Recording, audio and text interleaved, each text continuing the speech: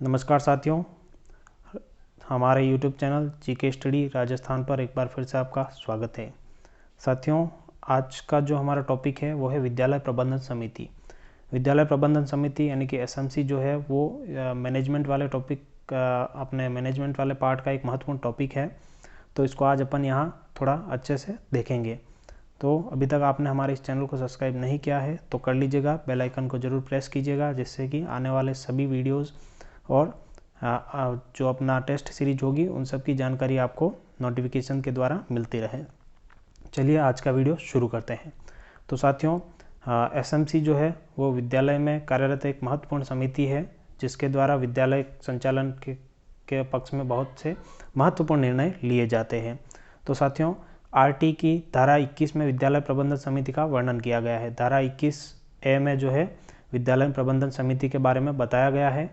और राजस्थान के पक्ष में देखें तो राजस्थान में 10 मई 2011 से विद्यालय प्रबंधन समिति का प्रारंभ किया गया है। विद्यालय प्रबंधन समिति जो है वो विद्यालय के पक्ष में जो फैसले लिए जाते हैं, विद्यालय के द्वारा जो फैसले लिए जाता है उसमें एक महत्वपूर्ण भूमिका है। इस समिति के द्वारा ही सारे विद्यालय की योजनाएं हैं वो बनाई जाती है, चाहे वो वार्षिक योजना हो या और भी कोई अन्य योजनाएं विद्यालय से संबंधित है, वो एसएमसी द्वारा तय की जाती है। एसएमसी जो है वो पहले सर्व शिक्षा अभियान के साथ जोड़ा गया था। एसएमसी को सर्व शिक्षा अभियान एसएसए जो पहले राजस्थान के प्रारंभिक विद्यालयों में चलता था। उसके बाद 5 अप्रैल 2018 को एसएमसी को समग्र शिक्षा अभियान के साथ जोड़ा गया। समग्र शिक्षा अभियान जो है वो राजस्थान में वर्तमान में प्रचलित है। एसएमसी जो है उसमें 30 धाराएं हैं टोटल, और हम इन 30 धाराओं के बारे में यहाँ देखेंगे। महत्वपूर्ण धाराएं हम सारी यहाँ कवर करेंगे। आप इस पूरे वीडियो में हमारे साथ बने रहिएगा। तो धारा 1 जो है एसएमसी की, वो विद्यालय प्रबंधन समिति का नाम और संगठन के बारे में है, गठन के बारे में। ठीक है, तो ध्यान रहिए, धारा 1 जो है वो सबसे पहले नाम, यानी कि नाम ही आता है सबसे पहले किसी भी चीज़ का। तो यहाँ धारा 1 नाम, ठीक है, और उसमें गठन के बारे में भी बताया गया है। फिर धारा 2 जो है वो विद्यालय प्रबंधन समिति का कार्यालय या मुख्यालय या कार्यक्षेत्र से संबंधित है। तो विद्यालय प्रबंधन समिति का जो कार्यालय, मुख्यालय या कार्यक्षेत्र कहेंगे वो विद्यालय ही है। ठीक है, विद्यालय के बाहर इसका नहीं है, विद्यालय ही इसका मुख्यालय है। फिर धारा 3 देखेंगे तो विद्यालय प्रबंधन समिति के उद्देश्य, किस उद्देश्य से विद्यालय प्रबंधन समिति को बनाया गया है, उन उद्देश्यों को बारे में इसमें वर्णन है। फिर उसके बाद धारा 4 देखेंगे अपन, तो इसमें साधारण सभा का वर्णन किया गया है। तो जैसा कि विद्यालय प्रबंधन समिति है उसमें 2 उप समितियाँ होती हैं, एक तो साधारण सभा और एक कार्यकारिणी परिषद। तो इन दोनों के बारे में अपन देखेंगे आगे क्या अंतर है। तो इस धारा 4 में इनका वर्णन किया गया है। ठीक है, साधारण सभा का वर्णन है धारा 4 में। 2 उप समितियाँ होती है, ध्यान रखिएगा, साधारण सभा और कार्यकारिणी सभा या परिषद कह सकते हैं। चलिए आगे देखते हैं। उससे पहले अभी तक आपने हमारे इस चैनल को सब्सक्राइब नहीं किया है तो कर लीजिएगा, वीडियो को जरूर लाइक और शेयर जरूर कर दीजिएगा। अब हम देखते हैं धारा 5, साधारण सभा का संगठन और पदाधिकारी। धारा 5 में जो है वो साधारण सभा का संगठन है, ठीक है, और उसके पदाधिकारी में बारे में बताया गया है। इसमें अध्यक्ष जो है वो अभिभावक रहते हैं, उपाध्यक्ष भी अभिभावक होते हैं, और सचिव जो है वो विद्यालय के प्रधानाध्यापक रहते हैं। ये महत्वपूर्ण है, ध्यान रखिएगा। फिर धारा 8 देखेंगे तो साधारण सभा के सदस्यों के कार्यकाल की समाप्ति के निम्न आधार है। ठीक है, धारा 8 में कार्यकाल के बारे में दे रखा है, और उसकी समाप्ति के, किसी भी सदस्य की समाप्ति जो है उसके कुछ आधार है, जैसा कि सदस्य ने त्याग पत्र दे दिया। अगर कोई सदस्य त्याग पत्र देता है तो वो पद से हट जाता है, या फिर सदस्य के पद पर रहते मृत्यु हो जाने पर पद खाली हो जाता है, या फिर सदस्य की संतान ने स्कूल छोड़ दिया। सदस्य की संतान अगर वो विद्यालय छोड़ देती है तो उस विद्यालय की समिति से उस सदस्य का भी नाम पृथक हो जाएगा। फिर सदस्य की संतान ने उच्च कक्षा को उत्तीर्ण कर लिया हो, या फिर उस विद्यालय की उच्च कक्षा है उसको सदस्य की संतान ने उत्तीर्ण कर लिया है तो उसकी सदस्यता समाप्त हो जाएगी। ये था धारा 9। अब अपन देखते हैं धारा 10, साधारण सभा की बैठक। धारा 10 में हम साधारण सभा की बैठक देख रहे हैं। तो साधारण सभा की बैठक जो है वर्ष में 2 बैठकें होना जरूरी है।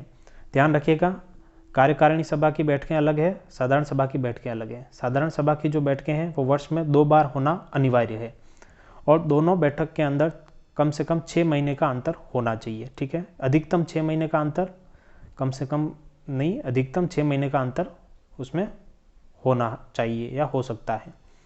और बैठक में जो गणपूर्ति सदस्य है वो 25% होने ही चाहिए, मिनिमम 25%। अब अगर 25% नहीं होते हैं किसी बैठक में तो उसके लिए भी कंडीशन दी हुई है कि यदि बैठक में गणपूर्ति नहीं होती है तो आगामी 7 दिनों में बैठक का होना जरूरी है, जिसमें गणपूर्ति आवश्यक नहीं।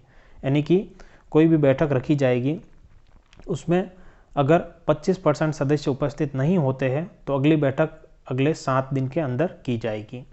और तब क्या है, तब अगर 25% उपस्थिति भी नहीं होती है तो भी वो बैठक मान ली जाएगी, क्योंकि सेकेंड बार में गणपूर्ति होना आवश्यक नहीं माना इसमें। फिर धारा 11 जो है वो कार्यकारिणी परिषद का वर्णन किया गया है। कार्यकारिणी परिषद जो है वो काफ़ी एक्टिव समिति है। इसमें 16 सदस्य होते हैं वर्तमान में, और जिसमें 8 यानी कि 50% महिला सदस्य होना जरूरी है। फिर इसका अध्यक्ष जो है वो अभिभावक होगा और इसका उपाध्यक्ष भी अभिभावक होगा और इसका सचिव जो है वो प्रधानाध्यापक होगा।